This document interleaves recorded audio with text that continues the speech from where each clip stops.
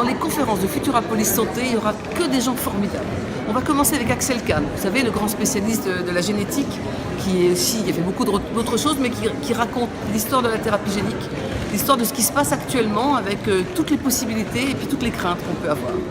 Le lendemain, on va parler immortalité, parce que l'immortalité, c'est pas pour demain, mais on progresse bien. Et il y a un binôme formidable qui va se constituer demain, qui existe déjà dans la réalité, c'est Miroslav Radman, qui est un grand chercheur français qui est parti à Split, donc qui vient de Croatie, et qui travaille avec Jean-Marc Lemaître. Jean-Marc Lemaître était à Montpellier, et c'est un monsieur qui a réussi à ramener des cellules de peau de centenaire à un stade extrêmement juvénile.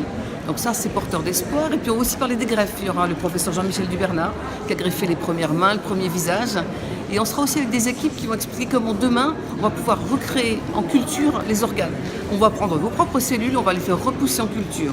Ça, c'est vraiment l'aspect scientifique. Et puis il y aura aussi deux femmes qui font des recherches un petit peu parallèles, qui est de chercher dans le sang des cellules du cancer avant que la maladie ne puisse être détectée par l'imagerie ou avant qu'elle ait eu le temps de métastaser. Et ça, ce sont des grands espoirs parce que ça allégera considérablement les traitements des malades. Et puis on parlera bonne bouffe avec le docteur Chevalier qui est d'ici et puis avec le prince jardinier, Louis Albert de Breuil. Vous savez, c'est cet homme qui élève 600 et quelques espèces de variétés de tomates. Et ça sera l'occasion de savoir comment bien manger, comment mieux manger. Et on finira par la beauté, parce que dans un lieu comme celui-ci, la beauté c'est importante, et on parlera de la beauté, de l'évolution de la notion de beauté en fonction des civilisations, des époques.